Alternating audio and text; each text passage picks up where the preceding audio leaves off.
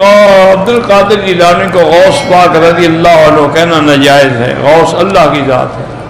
ثاقب شیخ صاحب، آپ نے ابھی فرمایا ہے کہ ہمارے غوث العظم کا بت نہیں ہے، تو کیا ہمارا کوئی غوث العظم یا دستگیر یا مشکل کشا اللہ کے علاوہ نہیں ہے؟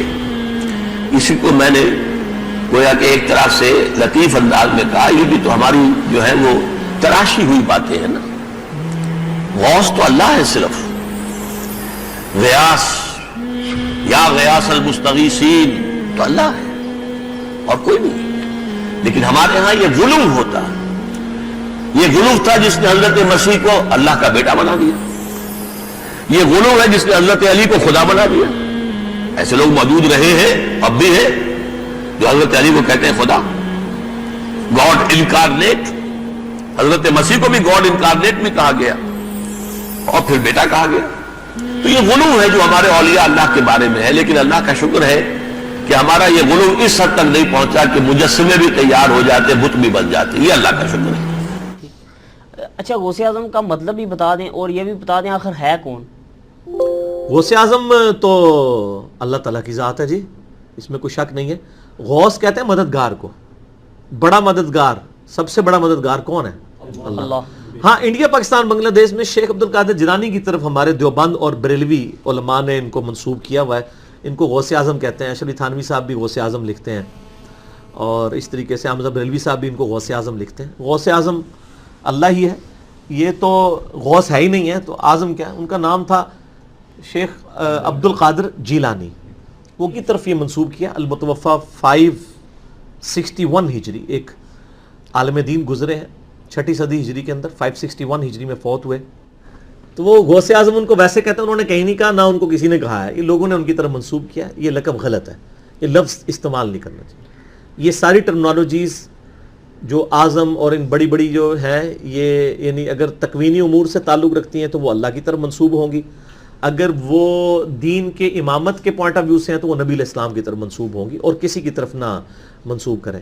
ان لوگوں نے کبھی حضرت علی علیہ السلام کو تو غوث اعظم نہیں کہا، کبھی بھی نہیں کہیں گے، کیونکہ انہوں نے ٹرم بنائی ہے۔ اور پھر آپ دیکھیں، انہوں نے یہ مشہور کیا ہوا ہے کہ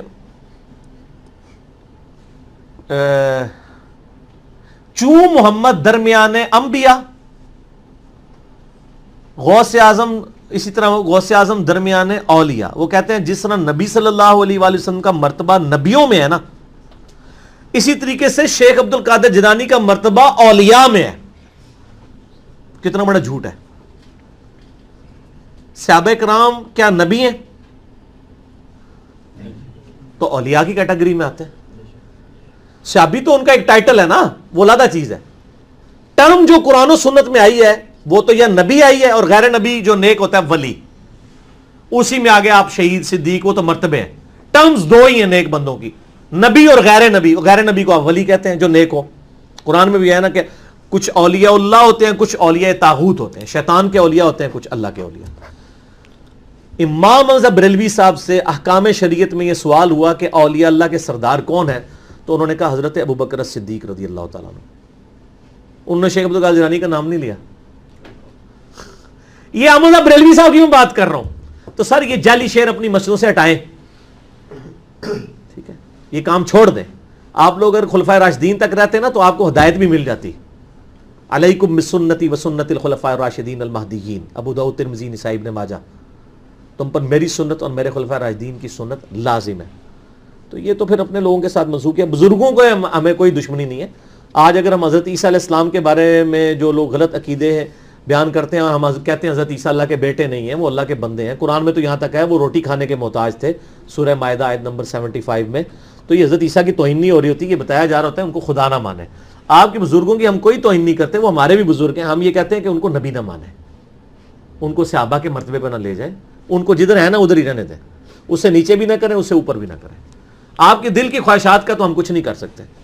تو علم کی یہ دنیا ہے، تو علم کے میدان میں جذبات کی کوئی حیثیت نہیں۔ شیخ عبد القادر جیلانی کو غوث اعظم کہہ سکتے ہیں؟ کیا شیخ عبد القادر جیلانی رحمہ اللہ کو غوث اعظم کہنا درست ہے؟ کیا یہ بات درست ہے کہ وہ مردے کو زندہ کر دیتے تھے؟ محمد اویس انڈیا سے۔ میرے علم میں کوئی ایسی روایت نہیں ہے کہ مردے کو زندہ کر دیتے تھے، کوئی مستند روایت نہیں ہے۔ باقی یہ کہ غوث اعظم کہنا اس کا صحیح مطلب بھی نکل سکتا ہے, غلط مطلب بھی نکل سکتا ہے. تو جو غوث اعظم کہہ رہا ہے اس پہ شرک کا فتویٰ لگانا تو درست نہیں ہے جب تک کہ اس سے اس کا مفہوم نہیں پوچھا جائے گا کہ تمہاری مراد کیا ہے اس سے.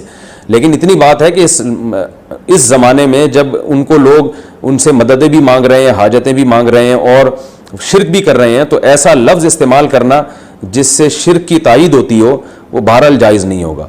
تو کم از کم اس زمانے میں یہ لفظ ان کے لیے استعمال کرنا جائز نہیں ہے, کیونکہ اس سے اس لفظ میں شرک کی بو بہرحال موجود ہے اور یہ شرک کا ذریعہ بہرحال بن سکتا ہے. تو پھر بھی میں یہ نہیں کہہ رہا کہ جو غوث اعظم ان کو کہتا ہے وہ کافر ہے, مشرک ہے. غوث پاک شیخ عبد القادر جیلانی یہ کون ہے اور ان کو غوث پاک کیوں کہا جاتا ہے؟ یہ انسان ہے, انسان ہے, اچھے انسان, نیک انسان, بزرگ جو اچھے بہت اچھے انسان ہوتے ہیں جن پر اللہ کی خاص رحمت ہوتی ہے اور اپنے کرم سے ان کو یہ اپنا دوست بناتا ہے. اللہ پاک وہ ولی بناتا ہے اپنا, ولی کے ایک معنی دوست بھی ہیں. تو جس کو اللہ چاہتا ہے اس کو ولی بناتا ہے. تو اپنی محنت سے ولی نہیں بن سکتا, ولی کے لیے عالم ہونا بھی شرط ہے, جاہل ولی نہیں ہوتا. اس طرح مطلب یہ کہ میرے غوث پاک کو دنیا ولی کہتی ہے, بلکہ ولیوں کے سردار ہیں بڑے بڑے اولیاء کرام نے ان کے دنیا میں تشریف لانے سے پہلے پیشین گوئی کر دی تھی کہ عبد القادر نامی ایک آ رہے ہیں آ رہے ہیں آ رہے ہیں. آپ ہیں غوث. غوث یہ اولیاء کرام کی ایک قسم ہے, کوالٹی ہے, ان میں ایک درجہ غوث ہے. تو آپ جو ہے نا یہ غوث اکبر کے مقام پر فائز ہیں, قطب اکبر, غوث اکبر, غوث اعظم. تو غوث بھی ہیں, غوث تو غوث اعظم ہے. تو ہے وہ غوث کہ ہر غوث ہے شہدا تیرا. بہت سارے جو غوث ہیں ان سب کے بھی آپ غوث ہیں. غوث الاغواث بھی آپ کا ایک لقب ہے, غوثوں کے بھی غوث. غوث کے ایک لفظی معنی تو فریاد رس ہے. بہرحال ولیوں کی یہ اعلیٰ قسم ہے. میرے غوث صدیق بھی ہیں, صدیق یہ ولایت کی سب سے اعلیٰ قسم.